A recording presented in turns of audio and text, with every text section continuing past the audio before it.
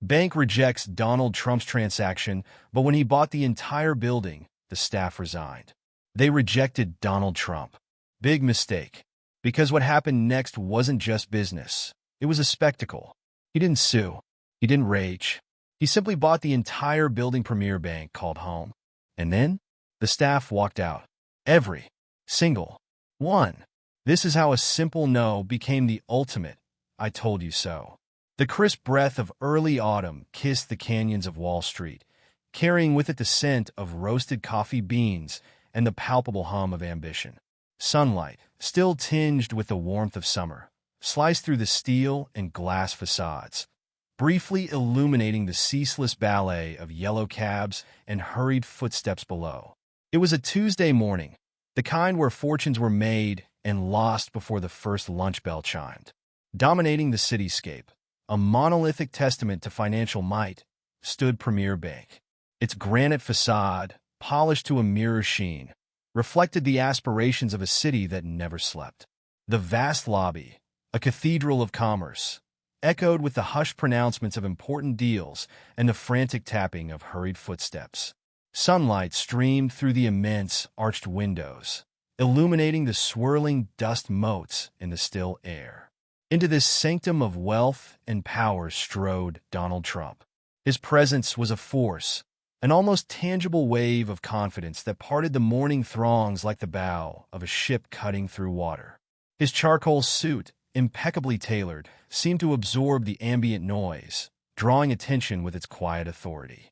A flash of crimson from his silk tie punctuated the muted tones, a deliberate exclamation point in his sartorial statement.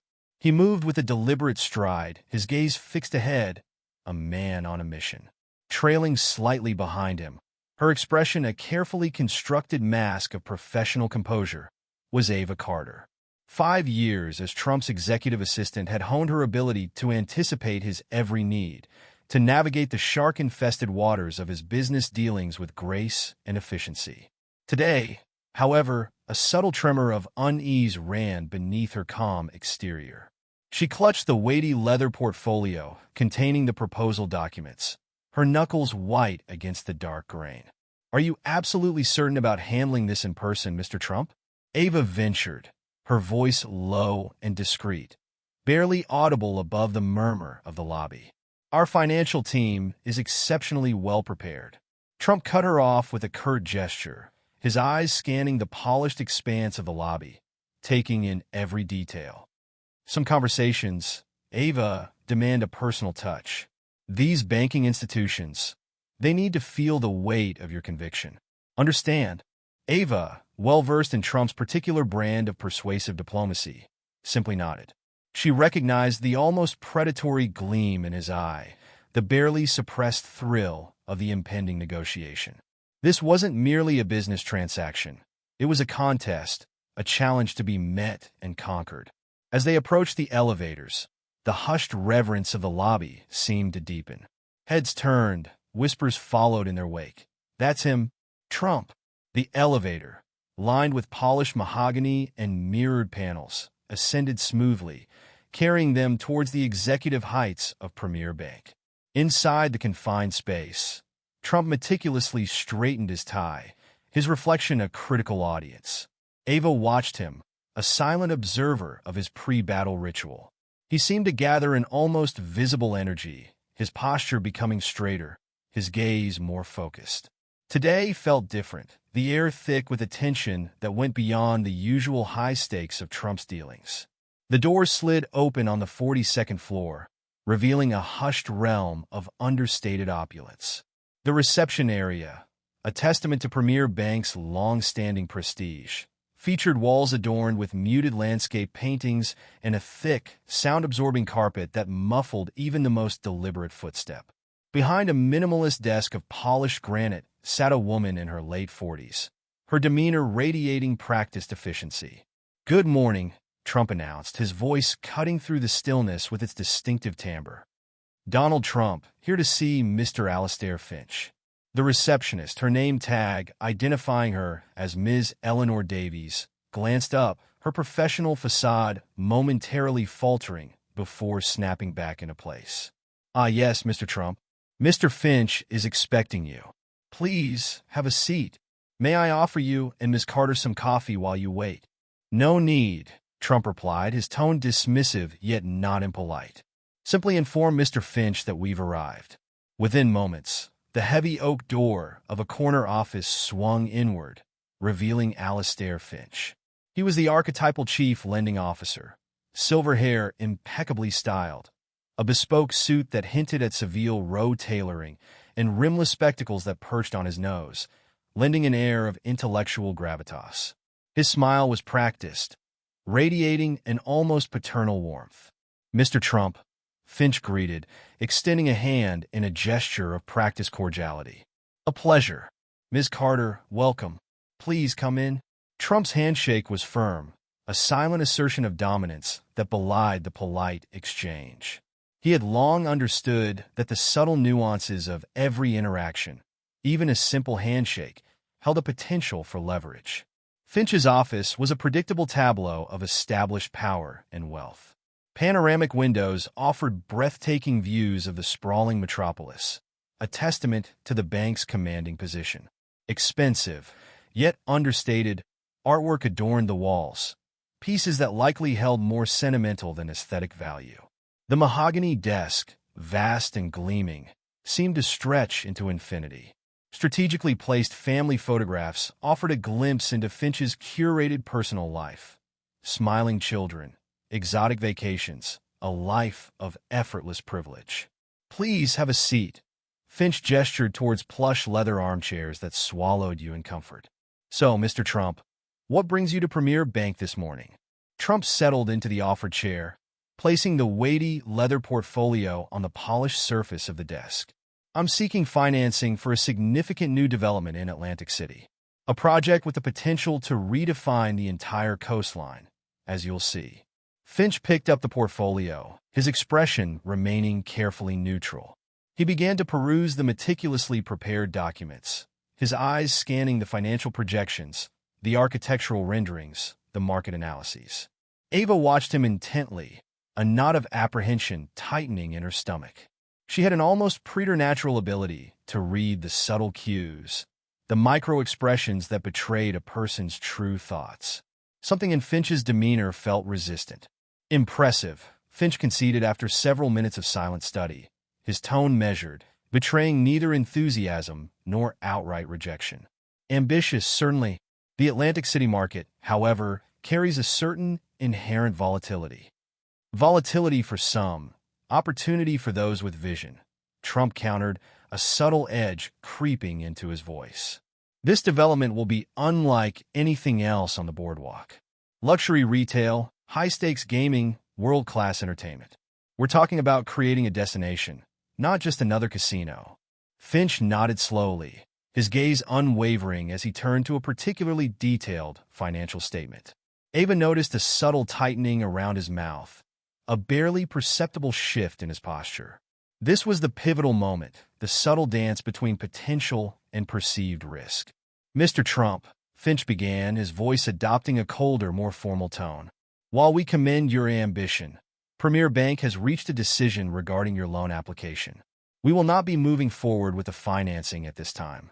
The words hung in the air, heavy with unspoken implications. The polite facade had crumbled, revealing the cold, hard reality of the financial world. Trump's reaction was outwardly calm, his expression betraying nothing. Decline? May I inquire as to the specific reasoning behind your prudent judgment, Mr. Finch? The faintest hint of sarcasm laced his tone. Finch leaned back in his leather chair, a flicker of something akin to smugness crossing his features. Frankly, Mr. Trump, our financial analysts have raised concerns regarding your current leverage ratios.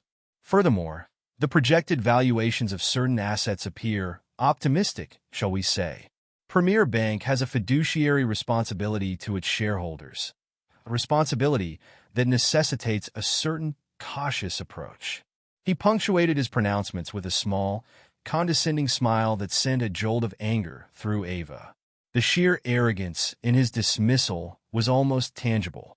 Trump remained impassive, his gaze unwavering. Inside, however, Ava sensed a gathering storm.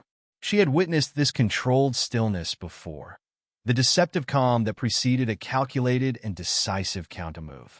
Prudence.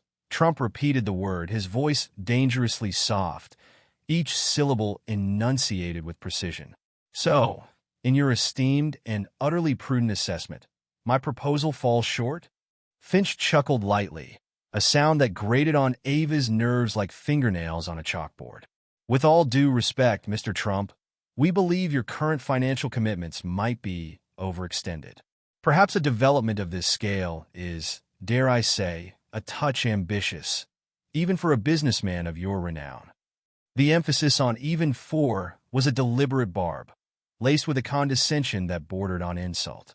Ava saw a flicker of something hard and cold in Trump's eyes, a barely perceptible tightening of his jaw. He rose slowly from the plush armchair, his movements deliberate and controlled. I understand your position, Mr. Finch, Trump stated, his voice flat, devoid of emotion. Thank you for your time. He turned and walked towards the door, his posture radiating an almost regal disdain. Ava hurried to follow, her mind already racing, anticipating his next move. As they exited the office, Ava risked a glance back. Alastair Finch was watching them depart, a self-satisfied smirk playing on his lips, a look of smug victory that would soon be replaced by something far less pleasant. The silence in the elevator was thick and heavy, charged with an unspoken tension that vibrated in the confined space. The air seemed to crackle with a barely suppressed fury emanating from Trump. Ava dared not break the silence, sensing that any attempt at conversation would be met with a curt reprimand. This wasn't just a simple rejection. It was a public humiliation, a blatant dismissal by the gatekeepers of the financial elite. As the elevator descended, the digital numbers ticking down the floors, Trump remained uncharacteristically quiet. This silence was far more unsettling than any explosive outburst. Ava knew this silence.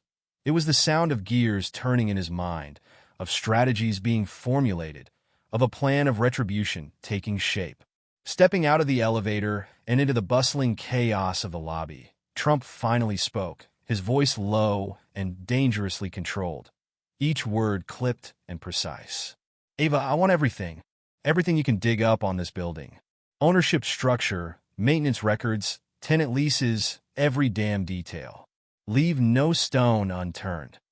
Ava nodded, her mind already a whirlwind of possibilities, phone numbers, and research strategies. She knew what this meant. Trump was not a man to let a slight, especially one laced with such overt arrogance, go unanswered. He thrived on proving his detractors wrong, on turning their perceived strengths into glaring weaknesses. Alastair Finch, in his hubris, had just awakened a sleeping giant. The remainder of the day was a blur of frantic activity. Trump, fueled by a cold and focused anger, unleashed his vast network of contacts. Lawyers, real estate experts, financial analysts, all were mobilized, tasked with dissecting every facet of Premier Bank's seemingly impregnable fortress. Ava and the rest of his team worked tirelessly, fueled by coffee and a shared sense of purpose, piecing together fragmented information, navigating the labyrinthine corporate structures that obscured the true ownership of the bank's headquarters. By nightfall, the preliminary reports were stacked high on Trump's desk. He sat alone in his office, the city lights twinkling below, poring over the documents, his brow furrowed in concentration. The details were intricate, a web of holding companies and subsidiary entities designed to shield the true owners from scrutiny. But as he meticulously connected the dots, a clear picture began to emerge, a picture that painted Alastair Finch and Premier Bank in a far less flattering light. Incredible, Trump murmured, a slow, predatory smile spreading across his face. The sheer audacity. He leaned back in his chair, his eyes gleaming with a mixture of anger and a grim satisfaction. He had found his leverage. He picked up the phone, his voice regaining its usual authoritative tone, the controlled fury now channeled into a focused determination. Get Michael on the line, and David. It's time to play a little game, a very interesting game indeed. Over the ensuing weeks, A series of seemingly innocuous transactions rippled through the complex landscape of New York City real estate. Anonymous shell corporations, their names carefully chosen for their lack of distinctiveness, began quietly acquiring shares in the various obscure entities that ultimately held ownership of Premier Bank's imposing headquarters. Each purchase was small, almost insignificant on its own, a mere blip on the radar of the city's vast financial machinery. But these seemingly disparate acquisitions were meticulously orchestrated, each a precise move in a complex and silent game of chess. Ava, privy to the intricate planning sessions and the hushed phone calls, watched in awe as Trump orchestrated his counteroffensive with the patience and precision of a seasoned general laying siege to a fortress. Meanwhile, back at Premier Bank, Alastair Finch remained blissfully unaware of the subtle shifts occurring beneath his feet. He reveled in the smug satisfaction of having dismissed Donald Trump, a tale he recounted with increasing embellishment over power lunches at exclusive midtown restaurants. He saw himself as a shrewd gatekeeper, protecting the sanctity of his institution from the perceived recklessness of a flamboyant outsider. Then came the first tremor, a subtle vibration in the seemingly solid foundations of Premier Bank's world. A formal letter arrived at the bank's headquarters, delivered by a courier with an air of quiet authority. The sender was a previously unknown entity, Riverside Holdings LLC, the newly formed majority shareholder of the building that housed Premier Bank's prestigious offices. The letter, couched in polite but firm language, informed Premier Bank that their current lease agreement, conveniently expiring in 6 months, would not be renewed under its existing terms. Instead, Riverside Holdings proposed a revised lease agreement, one that included a staggering, almost punitive, increase in rent, a figure calculated to cripple the bank's profitability and send shockwaves through its carefully cultivated image of financial stability. A ripple of unease turned into a wave of panic as the implications of the letter sank in. Finch, initially dismissive, brushing it off as a routine negotiation tactic, found himself increasingly on the defensive as his own inquiries into Riverside Holdings yielded frustratingly little information. The ownership structure was deliberately opaque, a maze of legal complexities designed to obscure the true identity of the entity now holding their very roof over their heads. The board of directors, initially skeptical, grew increasingly alarmed as their own investigations hit dead ends and whispered rumors began to circulate about a silent, unseen force moving against them. The situation escalated with breathtaking speed. The whispers intensified, morphing into open speculation about a hostile takeover orchestrated through the acquisition of their very building. The bank's stock price, once a symbol of unwavering strength, began to falter, a subtle but unmistakable decline that sent shivers down the spines of investors. Clients, sensing the growing instability, began making anxious inquiries, some even threatening to withdraw their substantial accounts, the lifeblood of the institution. Emergency board meetings became a near-daily occurrence, the once orderly proceedings devolving into heated arguments and frantic attempts to understand the nature of the threat. Alastair Finch, the architect of their current predicament through his earlier dismissal of Trump, found himself under increasing and hostile scrutiny. The smug self-assurance had vanished, replaced by a growing sense of fear and a desperate scramble to regain control of a situation spiraling rapidly out of his grasp. Then came the decisive blow, the move that shattered the remaining facade of Premier Bank's invulnerability. A carefully timed press release, disseminated through all major financial news outlets, announced that Riverside Holdings LLC had successfully acquired a controlling interest in the building. The stark headlines sent shockwaves through Wall Street. Premier Bank's landlord is now its master. Chaos erupted within the bank's hallowed halls. The news spread like wildfire, igniting a wildfire of panic and uncertainty among the employees. Hushed conversations filled the hallways, faces etched with worry and fear for their futures. The usually vibrant trading floor, a cacophony of ringing phones and shouted orders, fell into an unnerving silence, the hum of commerce replaced by anxious whispers and furtive glances. Alastair Finch, his face ashen and drawn, was summoned to an emergency meeting with the board of directors. The atmosphere in the mahogany-paneled boardroom was glacial, the air thick with unspoken accusations and simmering resentment. He stammered, attempting to explain the inexplicable, to downplay the severity of the situation, but his words rang hollow in the face of their stark reality. The board, facing the potential collapse of their institution, a legacy built over decades, had reached a swift and unforgiving decision. That afternoon, a terse and formal announcement was released to the press. Alastair Finch had resigned from his position as Chief Lending Officer of Premier Bank, effective immediately. The carefully worded statement offered no explanation, but the subtext was deafening.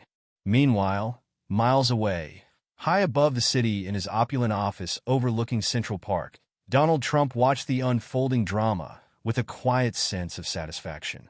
He had played his hand with masterful precision, exploiting Premier Bank's arrogance and short-sightedness, turning their own symbol of power, their prestigious headquarters, into the instrument of their downfall. He hadn't needed to engage in messy public battles or issue angry pronouncements. He had simply outmaneuvered them, silently and strategically, letting their own fear and uncertainty do the rest. The serpent had struck, not with a roar, but with a silent, deadly squeeze. The swift and dramatic downfall of Alastair Finch and the ensuing turmoil at Premier Bank served as a stark and unforgettable lesson etched into the annals of Wall Street. It was a brutal reminder of a fundamental truth in the high-stakes world of finance. Arrogance and the underestimation of one's adversaries are often the harbingers of ruin.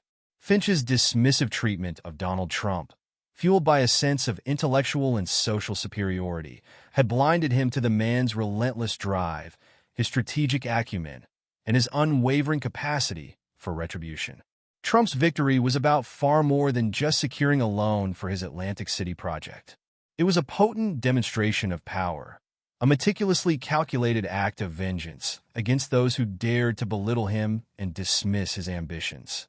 He had exploited their vulnerability, turning their own prized asset into a weapon against them, proving that true power in the financial world lies not solely in accumulated wealth, but in the strategic deployment of information, the unwavering execution of a well-conceived plan, and an unshakable will to prevail. The message reverberated through the gilded halls of financial institutions across the city. Never underestimate your opponent, no matter how outlandish their persona or how improbable their success might seem. In the cutthroat world of business, complacency is a fatal flaw, and pride truly does come before a fall. Trump's audacious gambit sent shockwaves through the established financial elite, forcing them to reevaluate their long-held assumptions and the ever-shifting dynamics of power. Premier Bank, reeling from the chaos, the loss of its leadership, and the severe dent to its reputation, was left mortally wounded. Its stock price continued its downward spiral, and the exodus of clients accelerated. Within a year, the once proud institution was swallowed whole by a larger conglomerate, its independent identity erased, its legacy reduced to a cautionary tale whispered in hushed tones in the corridors of power. And Donald Trump? He emerged from the fray not only unscathed, but demonstrably strengthened.